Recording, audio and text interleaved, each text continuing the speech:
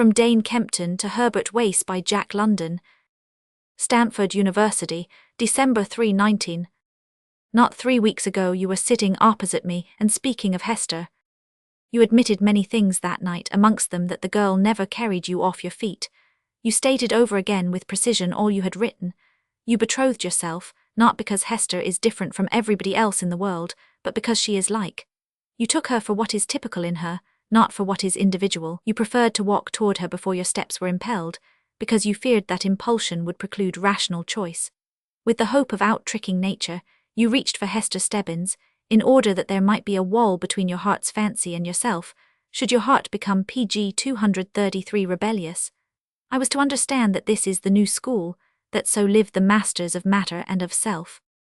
And as you spoke, I wondered about the woman Hester and the form of love-making which existed between you, and whether she was simple, and without any charm despite her culture and her gift of song. She either loves him too well to know or to have the strength to care, or she is like him of the new school, I thought.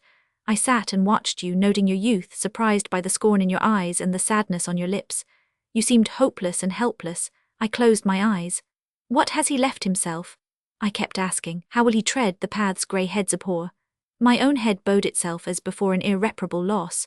I had rejoined the child of my care only to find him blasted as by grief, the first sunshine smitten from his face, and his heart waited. One word, one ray lighting your looks in a wonted way, one uncontrolled movement of the hand, one little silence following the mention of her, would have led me to believe that I had not understood, and that all was well. The night grew old with your plans and analyses. We parted with a sense of shame upon us that we PG 234 should have written and spoken so long and with such heat, and to such little purpose. You do not see how this answers your last letter. I will tell you. It shows you that you have explained yourself fully the night we spoke face to face. You say that Hester is the woman to complement your man. This sounds like a lover, only I happen to know that she is not the irresistible woman. I found it out quite by accident. A few words dropped into a letter, a corroboration of the fact and further committal, a protracted defense of your position, running through a correspondence of over a year, and finally a face-to-face declaration. What boots it now that you write prettily? You do not love Hester. You want her to mother your children, and you install her in your life for the purpose before the need. Love is not lust, and it is good. The irresistible marriage alone is the right one. Upon it alone does the sacrament rest. The chivalry of your last letter refers less to the girl than to your own ends. It is not because Hester is what she is, that, of all the walks in life, that one is pleasantest wherein you may walk with her, but because that walk is the one you choose PG 235 beyond any other for your wife to follow. The mother woman is legion, and you refuse to specialize. Hester does not peer down at the scales to see if she is getting full value, yet she does look to her dignity, and being poor will not account herself rich. Hester has felt since you made known to her that you wished her to be yours, that she counted punily in your scheme, that you placed little of yourself in charge of her. She loved you and avowed it, but she has never been happy. The tragedy of love is not what it is thought to be, the unreciprocated love, but the meagerly returned love. It is better to be rejected, equal turned from equal, than to be held with slim desire for slight purpose. Can you see this, Herbert? You are hurting the girl's life. She will ask for what you withhold, though not a word rise to her lips, will thirst for it through the years, will herself grow cramped with your denial till her own love seem a thing of dream, unstable and vague and elusive. And all the time you are gentle. You are devoted to her interests, furthering her happiness to the best in your power, but your power cannot touch her happiness. It is not what you do, it is the motive to your acts, and Hester would know PG 236 that she has left you unmoved.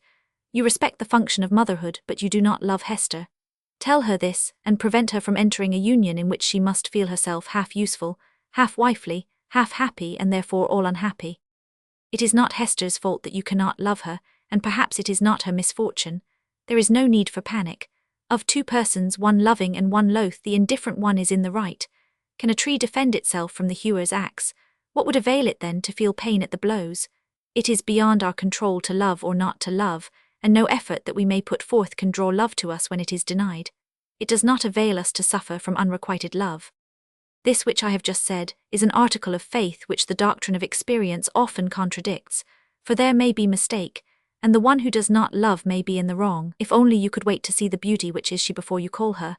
A year later and Hester may flower for you in a passionate blossoming, her face may challenge you to live. A year later and you may find that she is indeed the woman to guide you and to follow you. her PG 237 voice a song, her eyes a light in the day. As yet you have not gauged her and you would put her to small uses. Stand aside, dear Herbert, it will be better. I have played a surly part. I may be accused of having been to you both a Dmitri Rowden and an Iago. I beg you to believe that it has not been easy for me. I have uttered the earnest word, have driven you on by the goad of friendship which drives far. I looked upon the days that came tripping toward you out of the blue-white horizon of time, and saw them grey for a dear woman, grey and silent as the tomb over a dead love, and heavy-hearted for a man who is my son. Ever wholly yours, Dane Kempton. PG 238.